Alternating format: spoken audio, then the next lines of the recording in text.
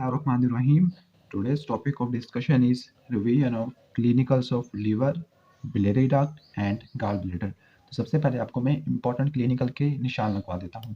तो important clinical जो आपने देखना है, पहले ये आपने यहाँ पे लिखा होगा कि क्लिनिकल पाल्पेशन के लिवर के क्लिनिकली किस साइड पर पाल्पेशन की जाती है। वैसे क्लिनिकल इतना इंपॉर्टेंट नहीं है, लेकिन आप थोड़ा सा इस पे देख सकते हो कि जो राइट हैंड को आपने कहाँ पे रखना है और लेफ्ट हैंड को आपने किस जगह पे रखना है।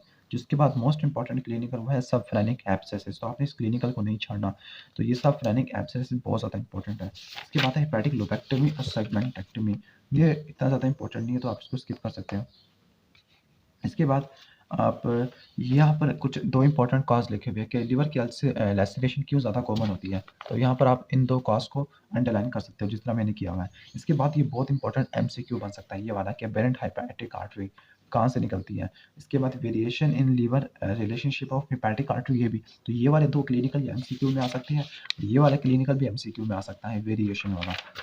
इसके बाद हिपैटोमेगाली, ये वाला क्लिनिकल सिरोसिस ऑफ लिवर, और इसके साथ साथ हम कह सकते हैं गालस्टोन और portal hypertension, portal systemic shunt. ये चार पांच क्लिनिक ऐसे हैं जहाँ से ज़रूर कोई ना कोई ऐसे क्यों आता है, और इसमें से आपने इसको कभी भी नहीं छोड़ना। तो ये बहुत इंपॉर्टेंट क्लिनिकल है, तो आप सबको हाईलाइट कर लीजिएगा। चलिए हम क्लिनिकल की रिवीजन करना स्टार्ट करते हैं। तो सबसे पहले हम स्टार्ट करते हैं सबफ्रेनिक एब्सेसिस का। तो एब्सेसिस का मतलब होता है पस की एक्युमुलेशन, और पस की एक्युमुलेशन की होगी किसी भी जगह पर या किसी भी साइड पर इन्फेक्शन हो, तो बैक्टीरियल इन्फेक्शन हो तो वहाँ पर इन्फ्लेमेशन होती है, और इन्फ्लेमेशन की वजह से टिश्यू की डिस्ट्रक्शन होना शुरू हो जाती है। तो फिर वो डेड मैटर जमा होने के बाद वो पस बना देता है, और अगर वो पस किसी लोकलाइज जगह के ऊपर एक्यूमुलेट होना शुरू हो जाए तो उसको बोलते हैं एब्सेसिस। और यहाँ पे पढ़ रहे हैं सबफ्रेनिक एब्सेसिस। तो यहाँ पर हमने जब लिवर की ग्रोथ एंट्री पढ़ी थी, तो यहाँ पर हमने कुछ पोटेंशियल स्पेसेस की बात की थी, ये पेरिटोनियल कैविटी की पोटेंशियल स्पेसेस। तो वो पोटेंशियल स्पेस पेरिटोनियल कैविटी की जो सुपीरियरली डायफ्राम और नीचे इंफीरियरली लिवर, इन दोनों के दरमियान में पड़ी हुई होती है, तो उसको बोलते हैं हम सबफ्रेनिक रिसेस या सबफ्रेनिक स्पेस। जबकि वो स्पेस जो लिवर और राइट किडनी के दरमियान में पड़ी होती है, क्योंकि लिवर का मेजर पार्ट होता है राइट साइड के ऊपर, क्योंकि राइट लोब काफ़ी बड़ा होता है। तो राइट किडनी और राइट लोब ऑफ लिवर, इन दोनों के दरमियान एक स्पेस होती है जिसको बोलते हैं हेपेटोरीनल रिसेस। और लिवर के नीचे अगर हम बात करते हैं स्पेसिफिकली इसके लेफ्ट वाले पोर्शन की, तो वहाँ पे एक और स्पेस देखने को मिलती है लिवर के नीचे, तो उसको बोलते हैं सब हिपैटिक स्पेस। और आपको नजर आ रहा होगा कि जो हिपैटोरीनल रिसेस है, ये वाली हिपैटोरीनल रिसेस जो लिवर और राइट किडनी के दरमियान है, और जो सब फ्रेनिक रिसेस जो डायफ्राम और लिवर के दरमियान है, इन दोनों को कम्युनिकेट करने वाली एक और स्पेस होती है, ये है सब हिपैटिक स्पेस, ये वाली। तो इन दोनों को जोड़ने वाली है। इन शॉर्ट, अगर पेरिटोनाइटिस होता है, पेरिटोनाइटिस का मतलब होता है आपको पेरिटोनियल कवरिंग नजर आ रही होगी, तो उसके अगर इन्फ्लेमेशन हो जाती है, किसी बैक्टीरियल इन्फेक्शन की वजह से पेरिटोनाइटिस हो जाता है, तो फिर पस की एक्युमुलेशन होना शुरू हो जाएगी। और अगर पस की एक्युमुलेशन सब फ्रेनिक एब्सेस में पहुंच गई, तो सब फ्रेनिक एब्सेस से होते हुए चली जाएगी हिपैटोरीनल पाउच ऑफ मोरिसन, क्योंकि हिपैटोरीनल पाउच ऑफ मोरिसन कहा जाता है कि जब सुपाइन पोजीशन के अंदर ग्रेविटी के नतीजे में ये सबसे मोस्ट डिपेंडेंट पार्ट होता है, तो फिर पस की एक्युमुलेशन सबसे ज़्यादा इसी हिपैटोरीनल पाउच ऑफ मोरिसन के अंदर आ जाती है। तो हिपैटोरीनल पाउच ऑफ मोरिसन तक इन्फेक्शन कैसे फैलेगा? सब फ्रेनिक एब्सेस के जरिए। अब जो सब फ्रेनिक एब्सेस को ड्रेन करना है, पस को निकालना है, तो इसके लिए जो ड्रेनेज कराने के लिए जो इंसिजन दिया जाता है, इंसिजन आपने रट्टा मारना है 12th रिब के जो बेड होता है, बेड यानी इसका जो इंफीरियर पोर्शन होता है 12th रिब का, तो वहाँ पर इंसिजन दिया जाता है। तो ये आपने इसकी एनाटॉमिकल साइड को याद रखना है। जो उसका एंटीरियर सबफ्रेनिक एब्सेस होती है उसको ड्रेन करते हैं सबकोस्टल इंसिजन से। तो ये भी आपको एग्जाम्पल में या फिर एमसीक्यू में आ सकता है, तो इसको आप याद रखिएगा। इसके बाद है हेपेटिक लोबेक्टमी और हेपेटिक सेगमेंटेक्टमी। अब आपको जब हमने कहा था कि लिवर की एनाटॉमिकल और फंक्शनल सब डिवीजन पड़ी थी, ठीक हो गया। तो हमने कहा था कि बड़ा पार्ट होता है जिसको बोलते हैं लोब, जिस तरह राइट लोब होता है, लेफ्ट लोब होता है, फिर राइट लोब के और लेफ्ट लोब के छोटे छोटे सेगमेंट्स होते थे। तो अगर ज़्यादा लिवर का पोर्शन डैमेज हो चुका है, तो जो टेक्निक हम परफॉर्म करते हैं, जो सर्जिकल टेक्निक जिसकी वजह से जो डैमेज पोर्शन को रिमूव करते हैं, तो उसको बोलते हैं हेपेटिक लोबेक्टमी। लेकिन अगर स्पेशलाइज्ड लोकलाइज्ड एरिया का डैमेज हुआ है, तो उसको बोलते हैं सेगमेंटेक्टमी। और इन दोनों के जो सेगमेंट्स के दरमियान जो प्लेन होता है, यानी कि हेपेटिक डिवीजन के दरमियान जो प्लेन होता है, वो प्लेन प्रोवाइड करती है लेफ्ट पोर्टल वेन। इसको हम पहले ग्रोस एनाटॉमी के अंदर पढ़ चुके हैं, तो आप उसकी वीडियो जरूर देख लीजिएगा। इसके बाद है रप्चर ऑफ लिवर। कहते हैं लिवर का ज़्यादा रप्चर इसलिए होता है क्योंकि लिवर के अंदर वैस्कुलरिटी काफ़ी ज़्यादा होती है, लिवर के अंदर साइनोसॉइड्स काफ़ी ज़्यादा हो जाते हैं, जब भी जिसकी वजह से काफ़ी ज़्यादा फ्रेजाइल होता है, ठीक हो गया। और अगर लिवर डैमेज हो जाए तो हेमरेज और पेन हमें देखने को मिलता है राइट अपर क्वाड्रेंट में, क्योंकि लिवर का major portion right hypochondriac region के अंदर होता है। इसके बाद है अबेरेंट हेपेटिक आर्टरी। अबेरेंट। अबेरेंट का मतलब एबनॉर्मल। नॉर्मल हेपेटिक आर्टरी जो राइट और लेफ्ट की होती है वो निकलती है, आप कह सकते हो हेपेटिक आर्टरी प्रॉपर से, और हेपेटिक आर्टरी प्रॉपर निकलती है वहाँ से, हमने कहा था कॉमन हेपेटिक आर्टरी से, ठीक है। कॉमन हेपेटिक आर्टरी निकलती है सिलिक ट्रंक से, लेकिन अबेरेंट का मतलब राइट वाली कहीं और से निकल आएगी और लेफ्ट वाली कहीं और से निकलेगी। तो जो मोस्ट कॉमन सोर्स होता है राइट वाली का वो है सुपीरियर मेसेंट्रिक आर्टरी, और लेफ्ट वाली का होता है लेफ्ट गैस्ट्रिक आर्टरी। तो एमसीक्यू में आ सकता है। इसके बाद इसके बाद एक और इम्पोर्टेंट क्लिनिकल वो है variation in relationship of hepatic artery. ये भी एमसीक्यू में आ सकता है। ये नॉर्मली आपने एक रिलेशनशिप को याद करना है, DAV। सबसे आगे जो पोर्टल ट्राइड के अंदर पड़ा हुआ होता है वो है common hepatic duct, then comes hepatic artery, then comes the portal vein. तो जो नॉर्मली आर्टरी वेन से आगे पड़ी हुई है, लेकिन कुछ लोगों के अंदर आर्टरी वेन से पीछे पड़ी होती है। नॉर्मली जो हेपेटिक आर्टरी है वो डक्ट से पीछे पड़ी होती है, लेकिन कुछ लोगों में एंटीरियर पड़ी होती है। और कभी कभार राइट हेपेटिक आर्टरी अगर सुपीरियर मेसेंट्रिक आर्टरी से पड़ी हो तो वो क्रॉस ही नहीं करती। हेपेटोमेगाली, हेपेटोमेगाली का मतलब होता है लिवर की enlargement होना। अब आपको ये बात पता होना चाहिए कि इंफीरियर वेना कैवा और हेपेटिक वेन इनमें वाल्व्स नहीं होते। अब इनमें वाल्व्स नहीं होते तो फिर क्या होगा इनमें, इसकी वजह से अगर ये हो सकता है कि अगर इंफीरियर वेन अगर हार्ट फेल हो गया, कंजेस्टिव हार्ट फेलियर हो गया, तो जो ब्लड होगा वो बैक फ्लो आता रहेगा, वो हार्ट के अंदर जमा होता रहेगा, इंफीरियर वेना कैवा से नीचे आ जाएगा ग्रेविटी के नतीजे में। और चूंकि इंफीरियर वेना कैवा के अंदर वाल्व्स नहीं है तो वो मजीद उसको यूनिडायरेक्शनल फ्लो प्रोवाइड करने के बजाय वो बाई डायरेक्शनल फ्लो प्रोवाइड कर देगा, जिसकी वजह से इंफीरियर वेना कैवा से ब्लड होता हुआ कहाँ पहुंच जाएगा, हेपेटिक वेन। हेपेटिक वेन से लीवर के अंदर पहुंच जाएगा और लीवर के अंदर ब्लड की एक्युमुलेशन होना शुरू हो जाएगी, तो उसको बोलते हैं हेपेटोमेगाली। तो हेपेटोमेगाली ना सिर्फ कंजेस्टिव हार्ट फेलियर में देखने को मिलती है, बल्कि इसके साथ साथ बैक्टीरियल और वायरल इन्फेक्शन में भी देखने को मिलती है, जिसका कहते हैं हम हेपेटाइटिस। हेपेटाइटिस के अंदर भी हमें ये देखने को मिल सकती है। इसके साथ कुछ स्पेशलाइज्ड ट्यूमर्स या कैंसर्स होती है, जो मेटास्टैटिक कैंसर्स होती है जो फैल जाती है डिफरेंट जगह पर, वो भी आगे क्या कर सकते हैं, वो भी अगर ट्यूमर को इलाज कर सकते हैं। किस तरह से कि जो ट्यूमर ने अगर खुदा ना खास्ता अगर वहाँ से किसी जैसे हेपेटिक वेन को कंप्रेस कर दिया, इंफीरियर वेना कैवा को कंप्रेस कर दिया, तो वो ब्लड आगे इंफीरियर वेना कैवा तक नहीं पहुँच पाएगा, या हेपेटिक वेन के अंदर पहुँच नहीं पाएगा, तो लीवर के अंदर ब्लड की एक्युमुलेशन होना शुरू हो जाएगी और लीवर की हेपेटोमेगाली कहलाएगी। इसके साथ साथ अगर लीवर की हेपेटोमेगाली होती है तो जो पेन हमें देखने को मिलता है वो होता है राइट हाइपोकॉन्ड्रिक रीजन में, क्योंकि अगर लीवर की या स्पेसिफिकली हेपेटोमेगाली होती है तो इन्लार्जमेंट होती है, तो लीवर की इन्लार्जमेंट की वजह से इसके फाइब्रस कैप्सूल की काफ़ी ज़्यादा कंप्रेशन होती है। जब लिवर के फाइब्रस कैप्सूल की कंप्रेशन होती है तो उसके अंदर सेंसरी नर्व एंडिंग की स्टिमुलेशन होती है। ठीक हो गया।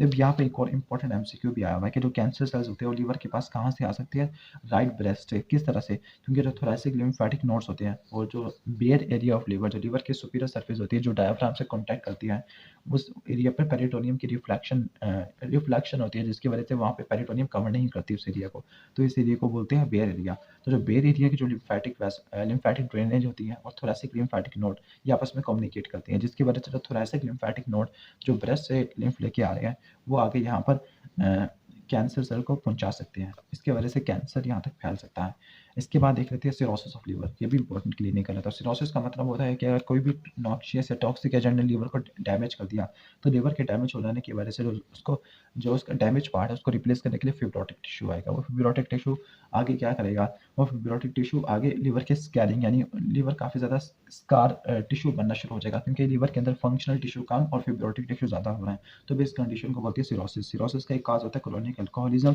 या फिर कोई जो टॉक्सिन कंपाउंड होते हैं जैसे कार्बन टेट्राक्लोराइड, इनकी वजह से भी हमें ये देखने को मिल सकता है। ठीक है।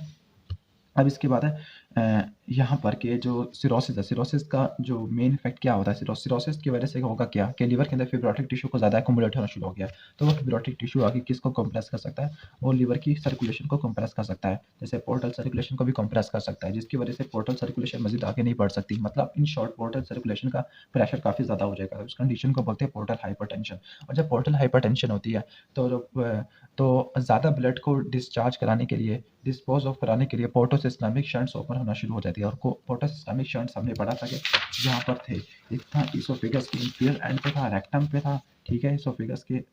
और हमने कहाँ पढ़ा था, एक एंटीरियर एब्डोमिनल वॉल इसकी स्किन में था और कुछ रिट्रोपेरिटोनियल विसरा वहाँ पे हमें देखने को मिलता था। तो ये पोर्टोसिस्टमिक शंट्स ओपन हो जाएंगे, और ये पोर्टोसिस्टमिक शंट अगर ओपन हो गए, स्पेसिफिकली अगर इसोफेगस में ओपन हो जाती है तो इसोफेगल वेरिसेस कॉज करवाएंगे। अगर ये रेक्टम में ओपन हो जाती है तो ये हेमोरॉइड्स या पाइल्स कॉज करवाएंगे। और अगर ये एब्डोमिनल वॉल की वेन्स के दरमियान जो बनते थे वो अगर ओपन होते हैं तो ये वहाँ पर आपको कैपेट मेडुसी देखने को मिलेगा। और अगर ये स्प्लीन में, क्योंकि स्प्लीन भी कुछ ना कुछ करती है, एनास्टोमोस करती है, तो स्प्लीन में हो जाए, स्प्लीनिक वेन में के साथ हो जाए, तो वहाँ पे स्प्लीनोमेगाली देखने को मिलता है। ठीक हो गया। और कुछ लीवर का बेयर एरिया वो भी पोर्टस सिस्टमिक शंट के अंदर पार्टिसिपेट करता है, तो फिर अगर लीवर के अंदर हो जाए तो उसको बोलती है हेपेटोमेगाली। तो ये बहुत सारे साइड इफेक्ट आपको देखने को मिलते हैं पोर्टल हाइपरटेंशन के नतीजे के अंदर।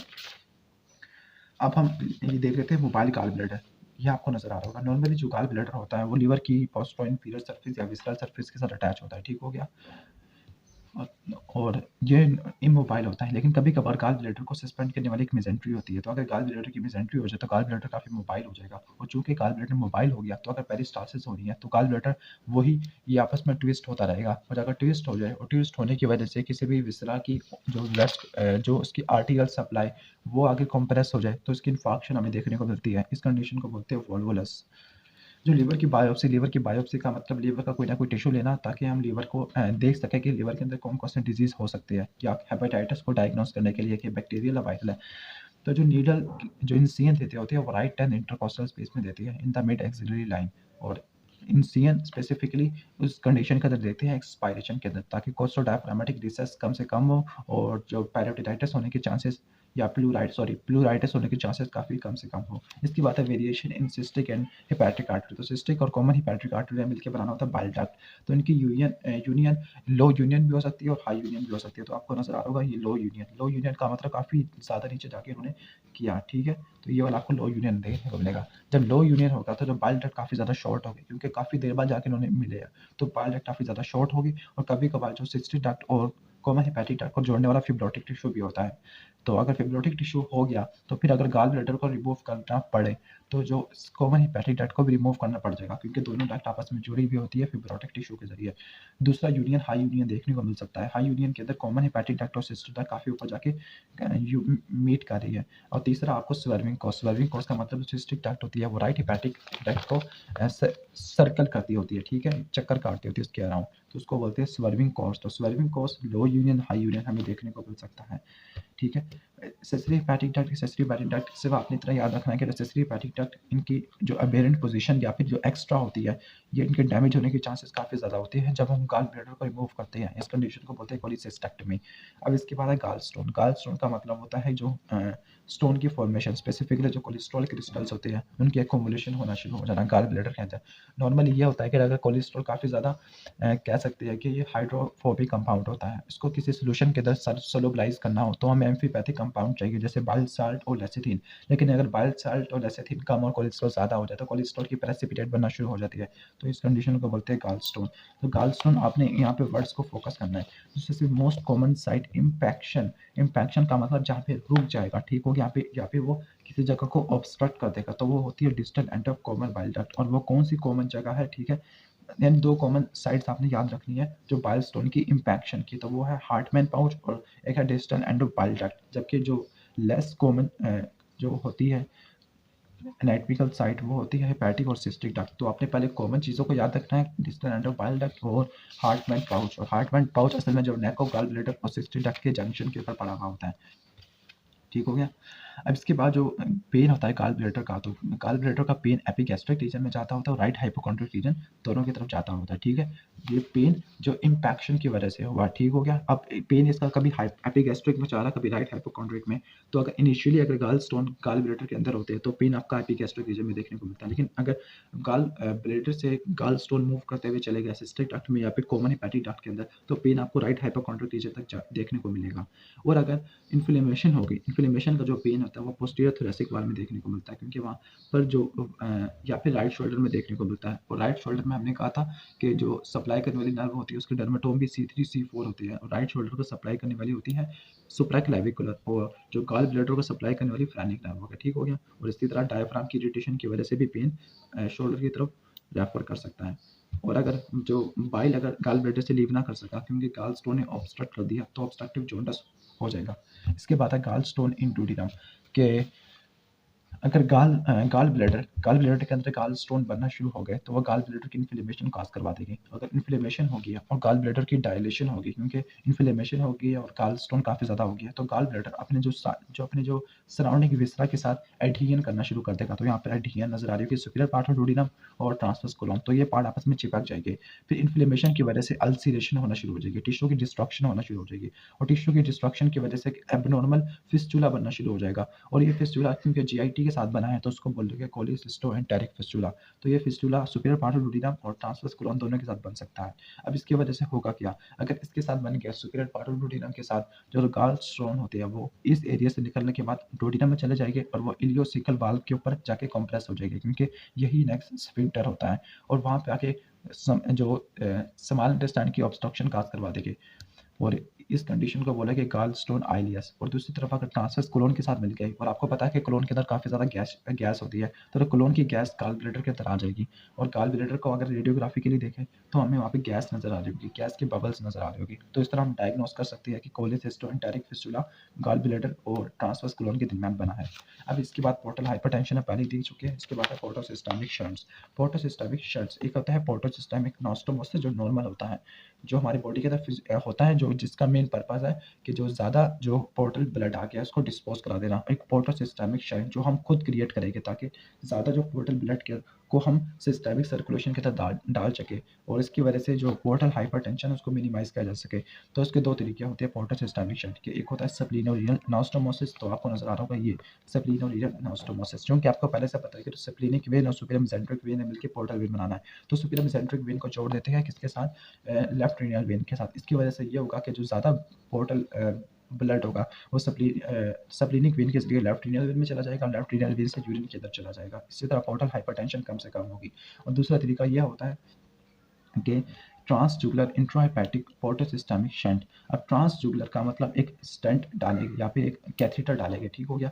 वो इंटरनल जुगुलर वेन से होता हुआ एंडोस्कोपिक व्यू के जरिए, यानी आपने इनकी एनाटॉमिकल साइड को याद रखना है। कैथेटर होगा जिसके साथ एक स्टेंट भी लगा होगा, एक छोटी सी नाली लगी होगी, वो राइट इंटरनल जुगुलर वेन से होता हुआ कहाँ पे जाएगा, राइट ब्रेकियोसेफलिक में, राइट ब्रेकियोसेफलिक से सुपीरियर वेना कैवा में, सुपीरियर वेना कैवा से राइट एट्रियम के अंदर, हार्ट के अंदर, इंफीरियर वेना कैवा के अंदर, हेपेटिक वेन के अंदर, और फिर लीवर के अंदर, ठीक हो गया। और लीवर के अंदर डालने के बाद फिर वो उसको पोर्टल वेन के साथ जोड़ देती है। इस तरह आपको यहाँ पे भी एक बड़ा सा शंट देखने को मिलता है, जो ट्रांसजुगुलर यानी जुगुलर से स्टार्ट होने के बाद हेपेटिक वेन में आके खत्म हो गया। तो ये इस तरीके से हम जो एक्सेस पोर्टल ब्लड होगा उसको हम सिस्टमिक सर्कुलेशन के अंदर डायरेक्ट हम डिस्चार्ज करवा सकते हैं। तो इसका फ़ायदा यही होगा कि पोर्टल हाइपरटेंशन या जो पोर्टल सर्कुलेशन का ब्लड प्रेशर अब काफ़ी ज़्यादा कम हो जाएगा, पोर्टल सिस्टमिक एनास्टोमोसिस कम से कम होगा, इसोफेगल वेरिसेस पाइल्स होने के चांसेस भी कम से कम हो गए। तो ये था बेसिक ओवरव्यू क्लिनिकल्स का। तो अगर वीडियो अच्छी लगी हो तो उसको लाइक करना, और चैनल बनाएगा तो सब्सक्राइब कर लेना। Thanks for watching this video. अल्लाह हाफिज़।